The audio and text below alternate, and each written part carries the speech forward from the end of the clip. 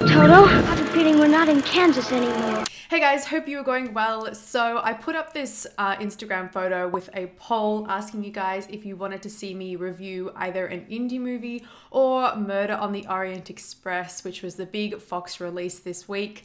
And the poll came back with 59% saying that they would like to see an indie movie, which I love. I love that people love indie movies as much as I do. So I'm glad that that one won, but it was kind of close because 41% said they would like to see Murder on the Orient Express, and because it was kind of a close poll, I'd already seen this movie, so I thought, let's just do both. The film is adapted from Agatha Christie's 1934 novel, Murder on the Orient Express, and it's actually been adapted for the screen several times before, including most notably in 1974 by director Sidney Lumet, and it starred Albert Finney in the primary role as the offbeat, off-kilter detective Hercule Poirot.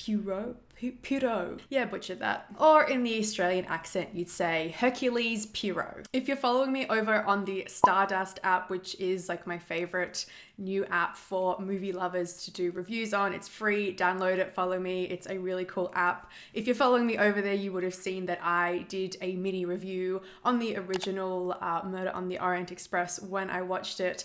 I do heaps of reviews for movies over there that I don't actually do proper full reviews on, so if you're interested in seeing my thoughts on like new stuff, old stuff, rewatched stuff, and all that kind of stuff, TV and movies, follow me over on Stardust. What were we talking about? Oh yes, Murder on the Orient Express, the remake 2017, directed by Kenneth Branagh and starring himself. He cast himself in the key detective role, Hercule Poirot, and his glorious two-tiered mustache, quite impressive. And that mustache, that's probably the most impressive thing from here on. Okay, in the story, Detective Poirot is a world-famous Belgian detective, and he is heading aboard the Orient Express back to London to solve a case, and he's expecting a few days reprieve aboard the train when a shady-looking American businessman approaches him to be his bodyguard while he's aboard the train. He fears for his life, and then someone gets murdered aboard the train,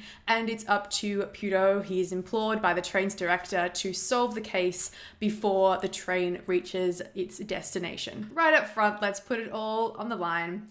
I did not like this movie. I felt it was far too bloated and far too serious for its own good. There is no way this film should have paraded itself like a historical fiction, because it is far too an outlandish notion to have a story set in these parameters, and it should have just had more fun with the fact that it's a group of strangers on a train, one of them did it, and the audience has to figure out alongside the detective who did it. Now, there was a hint of cheek and humor in the opening scene. Detective Poirot, he seems like he's somewhat on the spectrum. He has an obsession with eating 2 hard-boiled eggs together that are exactly the same diameter in size, and he also has some difficulties with regular social interactions. So I thought, here is this guy who is a bit quirky. He's got a super quirky mustache, and we are in for a cheesy, heightened, slightly self-aware ride. I thought it would be a bit more Sherlock Holmesy. But no, this wasn't the case. After the opening scenes, and once Poirot boards the Orient Express,